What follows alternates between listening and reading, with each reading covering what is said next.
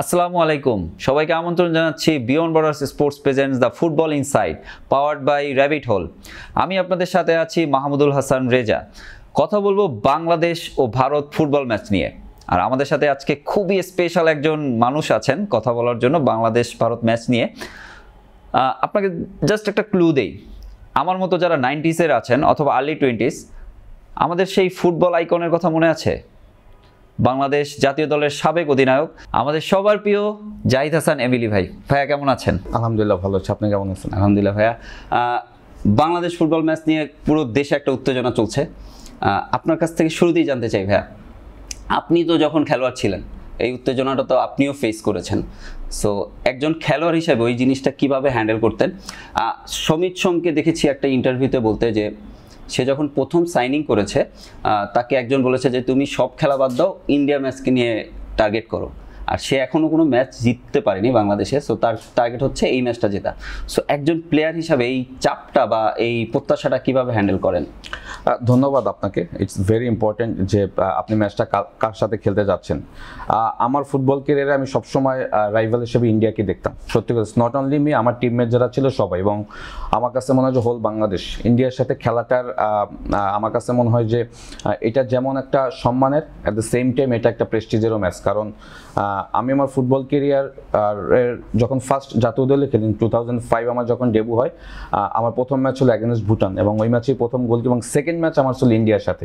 হ্যাঁ, তখন আমি স্টার্টিং 11-এ খেলতাম না, কারণ তখন আমাদের একটা হিউজ হেলদি কম্পিটিশন ছিল, স্ট্রাইকিং পজিশন আলফাজ ভাই, তারপরে কাঞ্চন ভাই।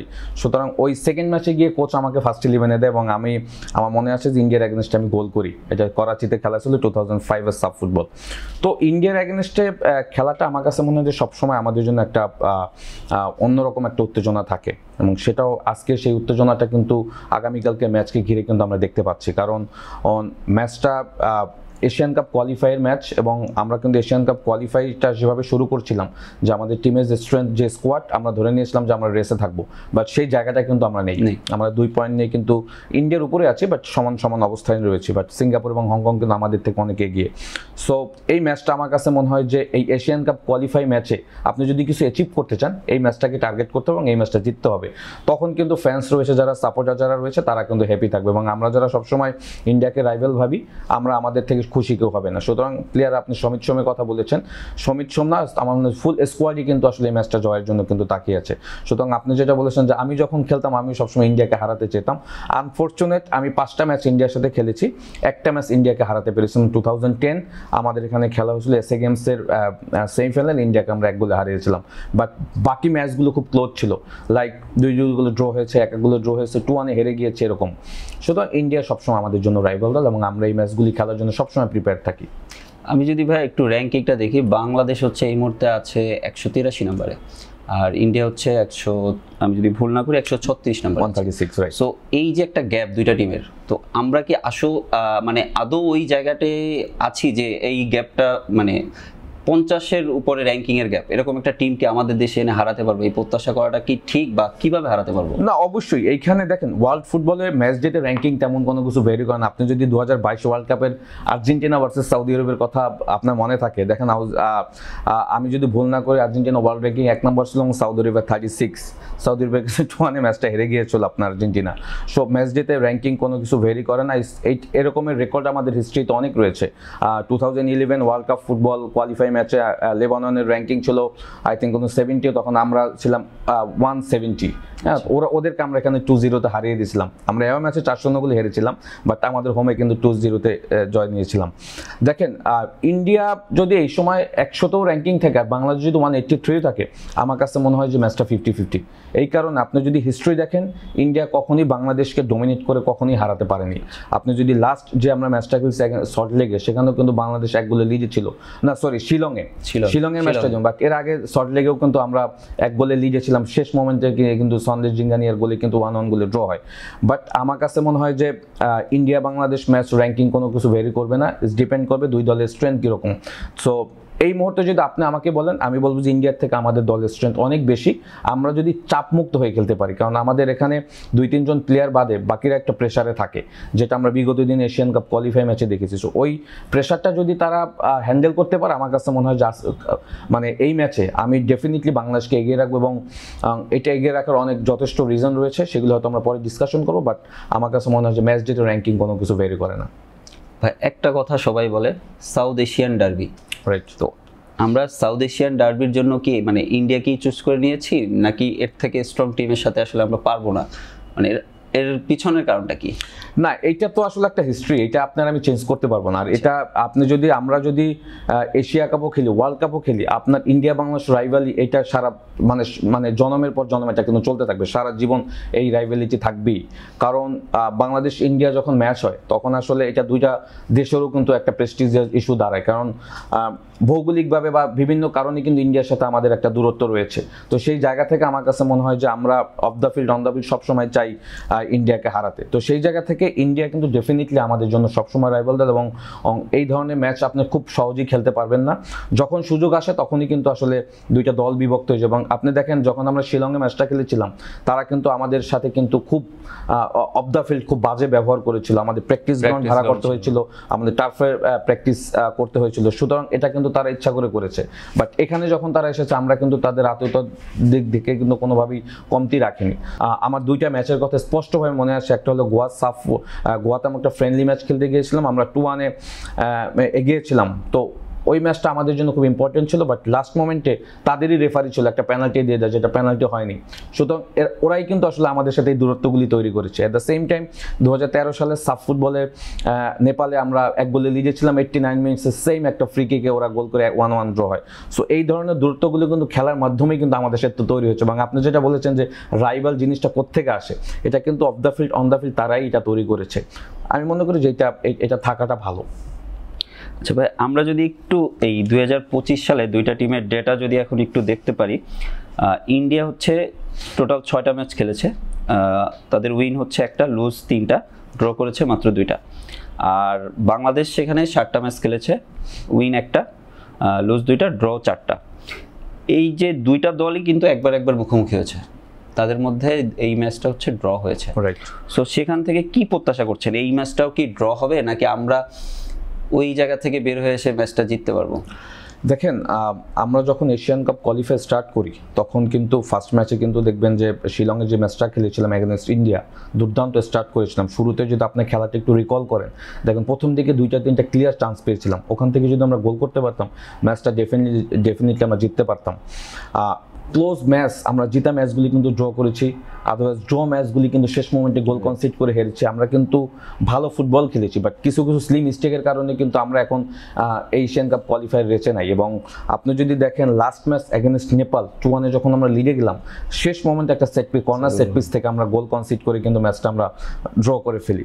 তো হামজা যখন আমাদের দলে ইনক্লুড হয় তখন কিন্তু আমাদের দলের স্ট্রেংথ কিন্তু আসলে যদি আমি মনে করি 70 থাকে, সেখান থেকে কিন্তু 100-এ চলে গিয়েছে স্ট্রেংথের জায়গা থেকে, হামজা এবং সমিত সোম।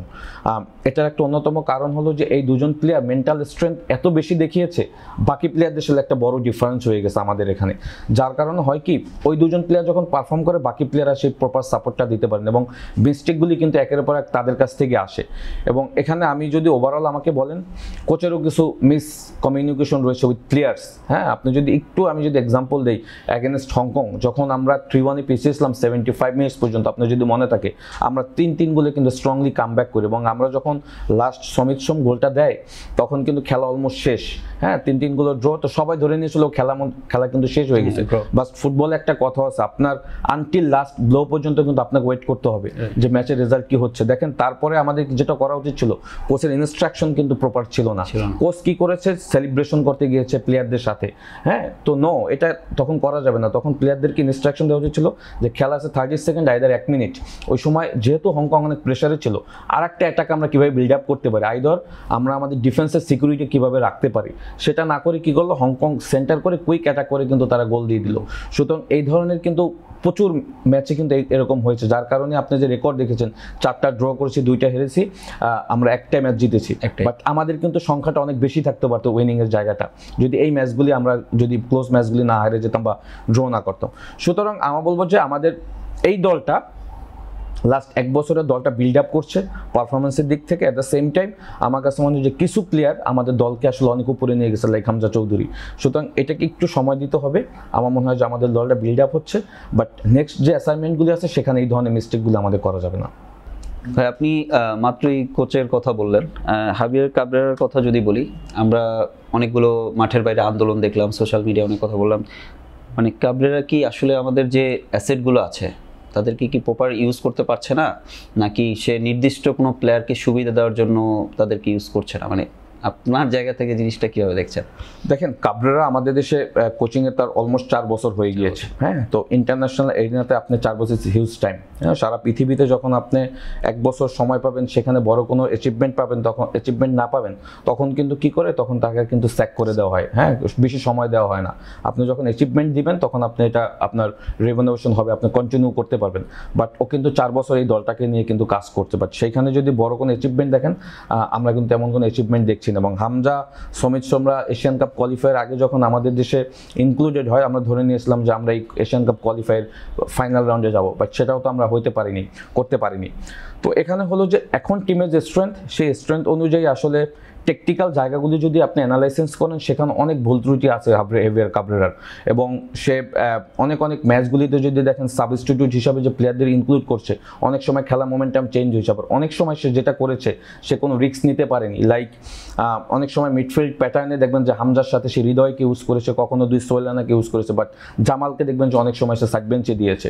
সো সামটাইমস তাকে রিস্ক নিতে হবে, বিকজ রিস্ক না নিলে কিন্তু আপনি কখনোই কোনো জায়গাতে সাকসেস হতে পারবেন না। সুতরাং সে তার সিকিউরিটি রাখতে গিয়ে কিন্তু আমাদের দেশের যে রেজাল্টের জায়গাটা, সেইগুলি কিন্তু সে ভালো করতে পারেনি। সুতরাং হেভিয়ার কাবরেরার প্রথম পদত্যাগের দাবিটা প্রথম আমিই তুলেছিলাম বাংলাদেশ ফুটবলে, কারণ 4 বছর ইজ হিউজ টাইম, সেখানে আপনি কোনো অ্যাচিভমেন্ট দিতে পারেননি। এবং এখন টিমের যে স্ট্রেংথ, সেই অনুযায়ী কিন্তু আপনি আমাদের দলটা যেভাবে খেলার কথা এবং শেষ মুহূর্তে গোল কনসিড করা এবং ক্লোজ ম্যাচগুলি গিয়ে হেরে যাওয়া, সেইগুলি কিন্তু এখন দর্শকরা দেখতে চায় না। এবং 6টা ম্যাচ আপনি এশিয়ান কাপ কোয়ালিফাই অলমোস্ট 4টা-5টা ম্যাচ খেলে ফেলেছেন, সেখানে কিন্তু আপনার মাত্র 2 পয়েন্টস রয়েছে আপনার। তো এইটা তো আসলে এই দলের যে স্ট্রেংথ সেই অনুযায়ী যায় না। সুতরাং সেইখান থেকে আমি বলবো যে হেভিয়ার কাবরেরা তো আসলে বাংলাদেশে আসার আগে সে একটা একাডেমির কোচ ছিল, সে এরকম জাতীয় দল বা ক্লাব ফুটবলে তার কোনো মানে ব্যাকগ্রাউন্ড ভালো ছিল না। তো সেইখান থেকে তাকে কিন্তু অনেক সুযোগ দেওয়া হয়েছে। সো এই মোমেন্টটা আমার কাছে মনে হয় যে হেভিয়ার কাবরেরাকে বাইরে রেখে এখন হাই প্রোফাইল একজন কোচের কথা বাংলাদেশ ফুটবল ফেডারেশনের চিন্তা করা উচিত। কারণ টিম যেভাবে বিল্ড আপ করছে, যে স্ট্রেংথ এখন আছে, আমি মনে করি, কারণ এখানে আমাদের প্রিমিয়ার লিগের প্লেয়ার রয়েছে, আপনি জানেন হামজা চৌধুরীর মতো প্লেয়ার। সুতরাং ওই স্ট্রেংথের একজন কোচ আমি মনে করি আমাদের দেশের জন্য এখন দরকার। সোশ্যাল মিডিয়ায় তো আসলে এখন খেলাধুলা নিয়ে বেশি কথা হয়, ওই জায়গা থেকে বলছি যে জিকোকে আবার ব্যাক করানোর জায়গাটা আপনি আসলে কি মনে করেন? তাকে কি আবার একবার ব্যাক করানো উচিত? একবার না, জিকোকে আমি আর অনেক আগে থেকেই বলছি। দেখেন 2022 সাফে যখন জিকো সাউথ এশিয়ার সেরা গোলকিপার হলো, তারপর একটা মিস্টেকের কারণে হয়তো সে দল থেকে বেরিয়ে গেছে। বাট আপনি যখন দেখবেন আপনার দেশ একের পর এক গোলকিপিং পজিশনের কারণে ম্যাচ লুজ করছে, তখন ডেফিনেটলি জিকোর মতো গোলকিপারকে কিন্তু আপনার ইনক্লুড করা উচিত ছিল। এটা আমি সবসময় বলে আসছি এবং স্টিল আজকেও বলছি যে জিকো আসলে যে লেভেলের গোলকিপার, বাকি যে 3জন স্কোয়াডে রয়েছে তার সাথে কিন্তু ডিফারেন্স অনেক বেশি। সো হোয়াই নট জিকোকে আপনি কেন দলে ইনক্লুড করছেন? আমি জানি না রিজনটা, কারণ কোচের সাথে আমার ফেস টু ফেস কখনো দেখা হয়নি। আমি দেখালে আমি বলতাম হোয়াই নট জিকো, কারণ আপনি যদি লাস্ট ম্যাচ এগেইনস্ট নেপালও দেখেন যে আপনার সেকেন্ড গোল যেটা কনসিড করেছি, সে নিয়ার পোস্ট খালি রেখে সে মাঝখানে সে দাঁড়িয়ে রয়েছে।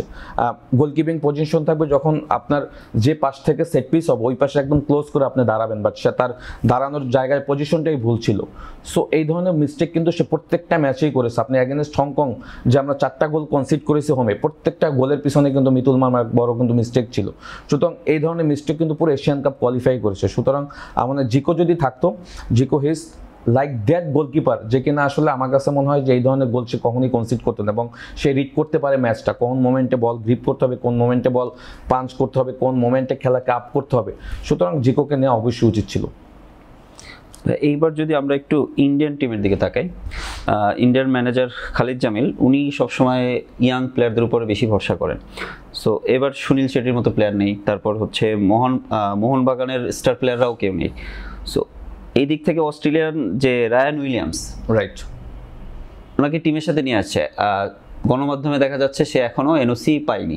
সো আদৌ কি খেলবে? খেললে কি এটা আমাদের হামজার সাথে আমরা এটা কম্পিটিশনটা কি হামজার সাথে হচ্ছে, এরকম কিছু কি দেখছি? দেখেন, এখানে যদি শুরু থেকে আসি, খালিদ জামিল কিন্তু রিসেন্টলি ইন্ডিয়া টিমের দায়িত্ব নিয়েছে। হ্যাঁ, ইন্ডিয়া টিমটা কিন্তু লাস্ট 2 বছর ধরে অনেক কলাপস করছে। হ্যাঁ, ইন্ডিয়া টিমের পারফরমেন্সও কিন্তু খুব বাজে অবস্থায় রয়েছে।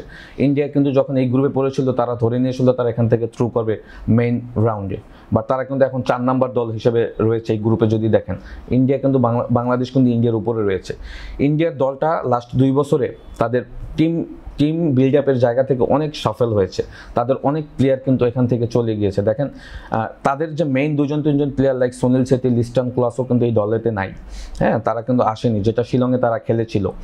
এবং এটা যেটা হয়েছে যে টিম যখন রিবিল্ড আপ করে তখন কিন্তু একটা স্ট্রাগল পিরিয়ড তৈরি হয়, কারণ সিনিয়র প্লেয়াররা চলে যায়, ইয়ং প্লেয়াররা আসে, এবং ওইটাকে বিল্ড আপ করতে কিন্তু কোচের সময় লাগে। এবং খালিদ যেটা করেছে যে যখন দেখছে যে তার দলটা আসলে রিবিল্ড আপ হচ্ছে, তখন কিন্তু সে ডিফেন্সিভ এবং মিডফিল্ড প্যাটার্নটা ঠিক রেখে সে অ্যাটাকটা করার চেষ্টা করে, এবং লাস্ট ভুটান ম্যাচে সে সেটাই করেছে। ভুটান যদিও তুলনামূলক দুর্বল দল, বাট যেটা হয়েছে খালিদের মেইন খেলার ফিলোসফিটা হয়েছে সে ডিফেন্স এবং মিডফিল্ডকে কম্প্যাক্ট রেখে দেন অ্যাটাকটা রিবিল্ড করে।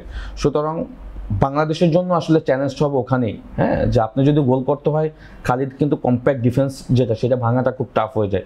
যদিও দলে আমরা জানি যে কিছু সিনিয়র প্লেয়ার, সন্দেশ জিঙ্গিয়া, আপনার রাহুল বেকে, এরা কিন্তু একটু সিনিয়র হয়ে গেছে, but they are more experience player. হ্যাঁ, ওরা কিন্তু যেটা করে যে অলমোস্ট ডিফেন্সিভ এরিয়াগুলিতে জোনগুলি কখনো ফাঁকা রাখে না।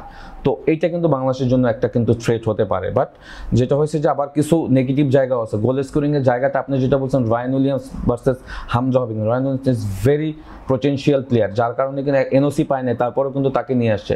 আই হোপ এটা ইন্ডিয়ার একটা টেকনিক হতে পারে। হয়তো তারা কনফার্মেশন পেয়েছে, যার কারণে তারা নিয়ে এসেছে। হয়তো আগামীকালকে ম্যাচে যখন স্টার্টিং 11-এ দেখবো, তখন হয়তো আমরা আশ্চর্য হয়ে যাবো। বাট সে অবশ্যই কোনো না কোনো থ্রু পেয়ে নিয়ে আসছে। বাট এটা হামজা ভার্সেস রায়ান উইলিয়ামসটা আমি বলবো যে এটা পুরো 11 ভার্সেস 11 ম্যাচ হবে, কারণ এখানে রায়ান উইলিয়ামসের থেকেও কিছু কোয়ালিটি প্লেয়ার আছে যারা যে কোনো সময় সেট পিস থেকে গোল করতে পারে। আমি যেটা বলছিলাম যে সন্দেশ জিঙ্গা এবং রাহুল বেকে দেখবেন, তারা যখন সেট পিস হয় লাইক কর্নার কিক এবং ফ্রি কিক, ওখান থেকে কিন্তু তাদের হেডিং পয়েন্টগুলি খুব স্ট্রং। সো বাংলাদেশে কিন্তু এই জায়গাগুলি কিন্তু আমার মনে হয় যে ম্যানেজ করতে হবে অন দ্য ফিল্ড। আমরা হামজাকে উপরে চিন্তা করছি কারণ হামজা স্কোর করছে। সো আমাদের কি আমরা এই মুহূর্তে কি স্ট্রাইকারের অভাবে ভুগছি, কি প্রপার স্ট্রাইকারের অভাবে? না, আমাদের দলে তো আসলে স্ট্রাইকারই নেই, যে সত্যি কথা। আমার এই দলটা তো স্ট্রাইকার সারা স্কোয়াডেই, কিন্তু 23 জনের যে স্কোয়াড সেখানে স্ট্রাইকার নেই। হ্যাঁ, আমি জানি না এই দলের স্কোয়াড স্ট্রাইকার নট অনলি আমার মনে কেউই জানে না, কারণ প্রপার স্ট্রাইকার নাই দেখেই কিন্তু ফাহিম এবং রাকিব তাদেরকে দিয়ে স্টার্ট করানো। বাট যদি ম্যাচটা জিততে চান, আমি একটা জিনিস খুব করে চাইবো, সেটা হলো মুরসালিনের খেলাটা। হ্যাঁ, কারণ মুরসালিন দ্যাট কাইন্ড অফ প্লেয়ার। আমার কাছে মনে হয় যে সমিত এবং হামজার পরে যদি আপনি এই দলের সব থেকে পোটেনশিয়াল কোনো প্লেয়ার থাকে, হি ইজ মুরসালিন। যে গোল করতে পারে, করাতে পারে, লং রেঞ্জ শুটিং ভালো, ম্যাচ রিড করতে পারে, সব কিছু মুরসালিনের ভিতরে রয়েছে। মুরসালিন যেহেতু লাস্ট ম্যাচটা স্টার্ট করেনি এগেনস্ট নেপাল, বিকজ তার একটা ছোট ইঞ্জুরি আছে। আই হোপ সে এই ম্যাচটা স্টার্ট করবে, এবং মুরসালিন দ্যাট প্লেয়ার, সে খেলা মোমেন্টাম চেঞ্জ করে দিতে পারে। আপনি যদি হংকংয়ের সাথে দেখেন, খেলা মোমেন্টামটা কিন্তু মুরসালিনের কাছ থেকে এসেছে। সে গোল করেছে, খেলা প্যাটার্ন চেঞ্জ হয়ে গেছে। এশিয়ান কাপ কোয়ালিফাই খেলতে গেছিল আন্ডার-23, দুর্দান্ত ফুটবল খেলে এসেছে। এবং লাস্ট ম্যাচও এগেনস্ট নেপালে মুরসালিনের অভাবটা পুরোপুরি বোঝা গিয়েছে। সো মুরসালিন খেললে হামজার জন্য খেলাটা সুবিধা হয়। হামজা তখন মুরসালিনকে সামনে রেখে পিছনে আসলে মিডফিল্ড ব্যালেন্সটা ঠিক রাখতে পারে। সুতরাং আমি বলবো যে আমাদের দলে তো স্ট্রাইকার, আপনি যেটা বলছেন, আমাদের দলে স্ট্রাইকার নাই, যার কারণেই কিন্তু দেখবেন যে আমরা যখন রাইট ফ্ল্যাঙ্ক থেকে ক্রস হয়, বক্সের ভিতরে প্লেয়ার থাকে না, লেফট ফ্ল্যাঙ্ক থেকে ক্রস হয়, বক্সের ভিতরে প্লেয়ার থাকে না, কারণ হামজারা ওই জায়গাটা কতবার আপ ডাউন করে যাবে। সুতরাং মুরসালিন থাকলে আমার কাছে মনে হয় যে আমাদের যে স্ট্রাইকিংয়ের জায়গাটা, সেইটা কিছুটা আপনি কভার করতে পারবেন। আচ্ছা ভাই, একদম লাস্ট মোমেন্টে কালকের ম্যাচের শুরুর 11টা এবং ফরমেশনটা কিভাবে দেখতে পাচ্ছেন? না, শুরু একাদশ সেটা তো আসলে কোচিং স্টাফ ঠিক করবো, বাট অ্যাজ এ যদি প্লেয়ার হিসেবে আমাকে বলেন, আমি সবসময় চাইবো এই দলটা একটু হাই প্রেসিং খেলুক এগেনস্ট ইন্ডিয়া, বিকজ ইন্ডিয়ার আপনার যেমন স্ট্রং পয়েন্ট আছে, দুর্বলতার জায়গাও রয়েছে। তাদের দুই যে সেন্টার ব্যাক খেলে, সন্দেশ জিঙ্গে এবং রাহুল বেকে, তাদেরকে যদি আপনি হাই প্রেসিং করেন, তারা খুব সহজেই বলগুলি কিন্তু দিয়ে দেয়। এটা একটা তাদের ল্যাকিংস। এবং তাদের যে দুই উইং ব্যাক খেলে, তাদেরও কিন্তু আসলে ফ্রিকোয়েন্টলি অনেক মিস্টেক করার সুযোগ রয়েছে।